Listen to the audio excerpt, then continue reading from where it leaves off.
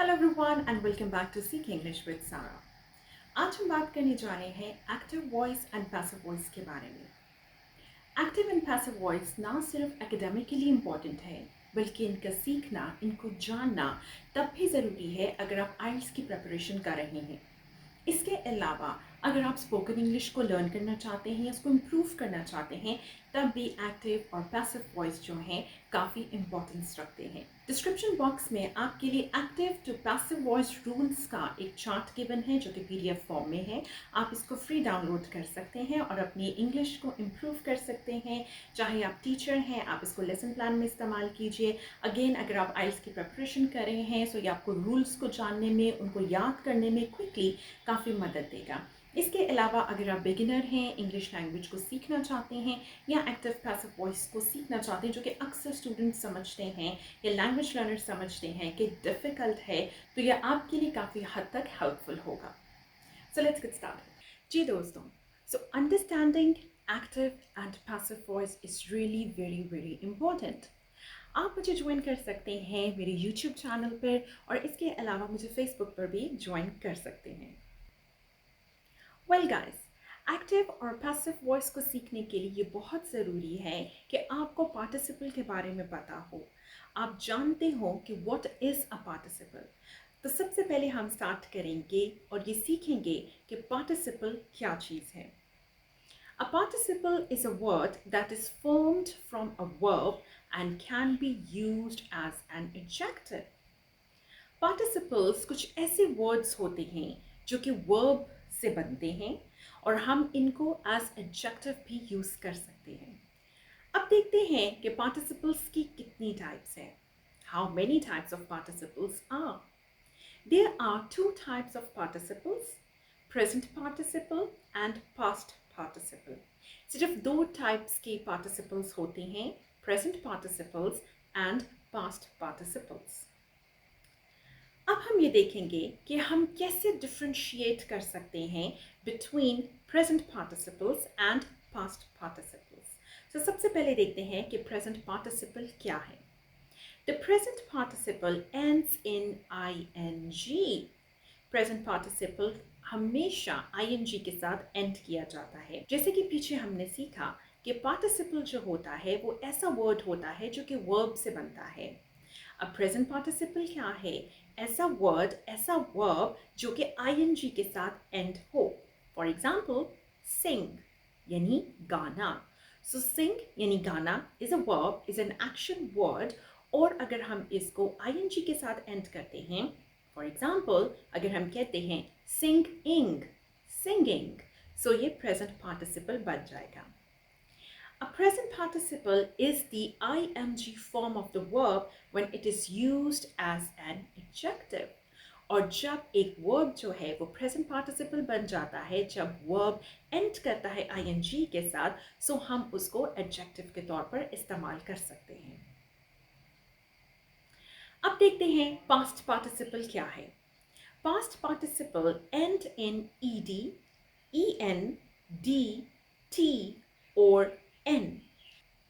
A participle is quite simply a verb that indicates an action is completed in the past. Past participle verb की एक ऐसी form है जो कि हमें बताती है कि एक एक्शन माजी में खत्म हो चुका है। It can also be used as an adjective और past participle को भी as an adjective इस्तेमाल किया जा सकता है। अब हम फॉर्मूला देख लेते हैं कि प्रेजेंट पार्टिसिपल को हम कैसे स्ट्रक्चर कर सकते हैं। बेस फॉर्म यानी वर्ब जो हमारे पास है, जो एक्शन वर्ड है, उसको हम बेस फॉर्म भी कहते हैं। फॉर एग्जाम्पल सिंग, जिसकी मिसाल मैं पहले भी दे चुकी हूँ। सिंग के साथ अगर आप ing को ऐड कर देंगे तो वो प्रेजेंट पार्टिसिपल बन जाएगा यानी सिंगिंग। कुक, खाना पकाना, अगर इसके साथ आप ऐड कर देते हैं ing को तो वो प्रेजेंट पार्टिसिपल बन जाएगा और हम उसको यूज कर सकते हैं as cooking. Read, add ing and make it a present participle. It will become reading. Sleep, add ing and it will become a present participle and you will read it as sleeping. laugh. Add ing and it will become the present participle laughing. अब हम बात करते हैं एक और formula की जिसमें हम पास्ट पार्टिसिपल को स्ट्रक्चर करेंगे. Past participles are often used in the formation of perfect tenses such as present perfect or past perfect, or as adjectives to describe the state or condition resulting from an action. So past participle में हमारे पास काफ़ी variety है अपनी base form को change करने में according to the situation, according to the condition of the time. For example हमारे पास base form है इस वक्त प्ले की. अगर हम इसको एंड करते हैं ईडी के साथ तो ये हमें ये बताता है कि ये काम जो है ये पास्ट में किया गया है, माजी में किया गया है और ये पास्ट पार्टिसिपल की शक्ल इख्तियार कर लेगा. नेक्स्ट हमारे पास एग्जाम्पल है राइट यानी लिखना. इसको अगर आप एंड करते हैं ई एन के साथ तो ये पास्ट पार्टिसिपल बन जाएगा and you can pronounce it as written. Next word है बेक. अगर इसको हम एंड करते हैं डी के साथ तो ये पास्ट पार्टिसिपल बन जाएगा यानी baked. Next example is burn. Burn को अगर आप टी के साथ एंड करते हैं again it will become a past participle burned. Next is know. Add n at the end of it. It will become known, which is a past participle. Alright, अब हम देखते हैं कुछ एग्जाम्पल्स प्रेजेंट पार्टिसिपल के हवाले से. They are singing a beautiful song. He is cooking dinner for his family. She is reading a fascinating book. The baby is sleeping peacefully. We are laughing at a funny joke. अब ये जितनी examples आपके सामने मैंने read की हैं ये सब एग्जाम्पल्स आपको ये बता रही हैं कि ये सारे एक्शंस जो हैं ये प्रेजेंट टाइम में हाल में हो रहे हैं. Note, remember present participles are formed by adding ing to the base form of a verb and are often used to describe ongoing actions or as part of verb tenses such as the present continuous tense.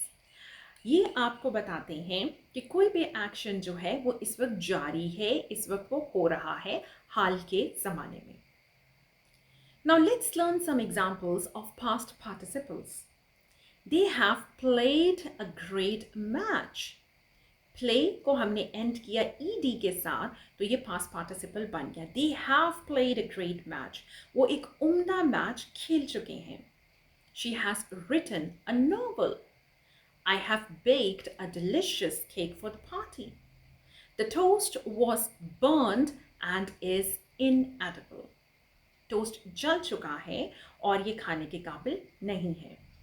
Note, remember, a past participle is quite simply a verb that indicates an action which is completed in the past. Past participles हमें उन actions या उन कामों के बारे में बताता है जो कि माजी में complete हो चुके हैं, ख़त्म हो चुके हैं. So मैं उम्मीद करती हूँ कि आपने काफ़ी अच्छे से सीख लिया और क्लियर कर लिया कि what is participle, what are its types and how can we use them. अब हम चलते हैं और सीखते हैं एक्टिव और पैसिव वॉइस के बारे में. ऑलराइट दोस्तों, जैसे कि आप पार्टिसिपल के बारे में सीख चुके हैं जो कि बहुत ज़रूरी है अगर आप एक्टिव और पैसिव वॉइस के ऊपर ग्रिप हासिल करना चाहते हैं. सो अब आपके लिए बहुत आसान होगा एक्टिव और पैसिव वॉइस को सीखना. What is a voice? In English grammar, voice refers to the form और structure of a verb that indicates whether the subject of a sentence is the doer of the action, which is active voice, or the receiver of the action, which is a passive voice. The voice of a verb helps determine the relationship between the subject, the verb, and the object if present in a sentence. तो सबसे पहले आपके लिए जानना बहुत ज़रूरी है कि वॉइस होती क्या है, क्यों हम एक्टिव पैसिव सीखना चाहते हैं. सो वॉइस जो होती है वो बताती है कि हम किस बारे में बात कर रहे हैं, हमें हेल्प करती है अंडरस्टैंड करने में लैंग्वेज को. अगर तो आप बात कर रहे हैं सब्जेक्ट की, जो कि सेंटेंस का सब्जेक्ट है, और सब्जेक्ट वो होता है जो कि डूअर होता है। डूअर ऐसा सब्जेक्ट होता है जो कि काम कर रहा होता है, और इसको हम एक्टिव वॉइस कहते हैं। जबकि पैसिव वॉइस में एक्शन को रिसीव किया जाता है और उसको हम रिसीवर कहते हैं, जो कि वो एक्शन जो है रिसीव कर रहा है। आपको पता है कि ग्रामर का जो स्ट्रक्चर होता है सेंटेंस का, वो 3 चीज़ों पर बेस करता है: सब्जेक्ट पर, वर्ब पर और ऑब्जेक्ट पर। Alright, types of voice. There are 2 types of voice. Number 1 is active voice and number 2 is passive voice. Types of voice में सबसे पहले हम बात करने जा रहे हैं, हम सीखने जा रहे हैं active voice के। active voice है क्या? In active voice, the subject of the sentence performs the action. Active voice में जो subject है आपका, वो action को perform करेगा। The structure of an active sentence is generally subject plus verb plus object. Active voice is typically more direct, concise and engaging. Active voice जो है वो डायरेक्ट स्पीच है। अगर हम डायरेक्टली किसी से बात करते हैं या हम किसी का लिहाज नहीं रखते और डायरेक्ट बात कर देते हैं, that is an active voice. Active voice brief होती है और ये काफ़ी एंगेजिंग होती है। It is often used to highlight the doer of the action और to emphasise the specific agent. अब एग्जाम्पल देखते हैं। समी पेंटेड द हाउस। समी जो है वो यहाँ पर सब्जेक्ट है, डूअर ऑफ द एक्शन है, यानी वो ये काम कर रहा है, वो पेंट कर रहा है। एक्शन वर्ड जो है या जो वर्ब है वो यहाँ पर पेंटेड है। और ऑब्जेक्ट क्या है? हाउस। यानी समी जो है वो डूअर ऑफ द एक्शन है, एक्शन क्या है? पेंट। और ऑब्जेक्ट यानी ऑब्जेक्ट जो हाउस है वो इस एक्शन को, जो कि एक्शन पेंट है, उसको रिसीव कर रहा है। हाउस के ऊपर एक्शन हो रहा है, क्या? पेंट किया जा रहा है। So this is an active voice, simple, direct, concise यानी brief and engaging. Sami painted the house. In this sentence, Sami is the subject, painted is the verb, and the house is the object. The focus is on Sami as the doer of the action. Active voice में हमारा focus जो होता है वो doer of the action पर होता है, जो कि एक्शन को परफॉर्म कर रहा है। सो यहाँ पर हमारा सब्जेक्ट, हमारा डूअर जो है वो है समी। अब हम सीखते हैं पैसिव वॉइस के बारे में। In passive voice, the subject of the sentence receives the action.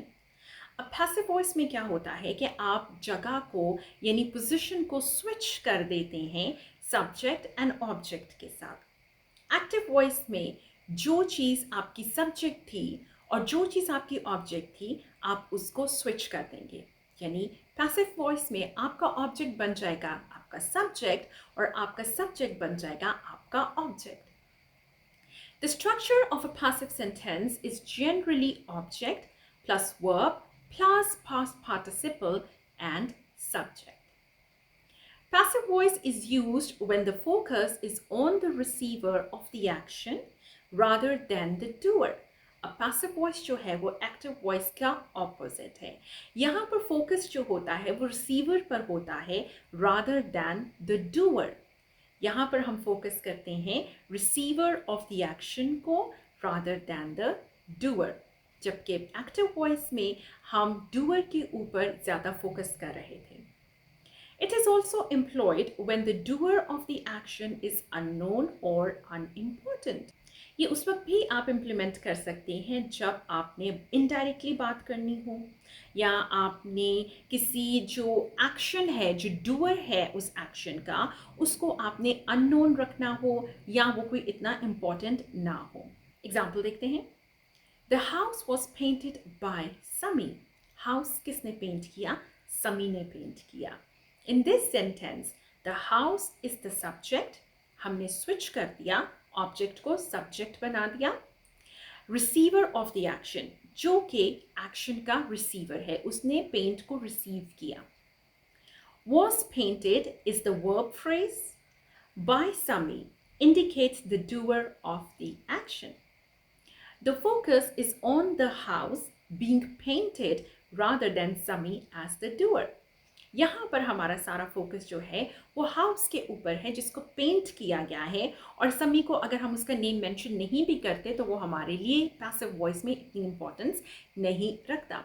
We can also say indirectly that the house was painted. Structure of active voice आपके सामने मौजूद है, यानी कि हमारी प्रीवियस एग्जाम्पल में हमने देखा subject plus verb plus object is equals to active voice.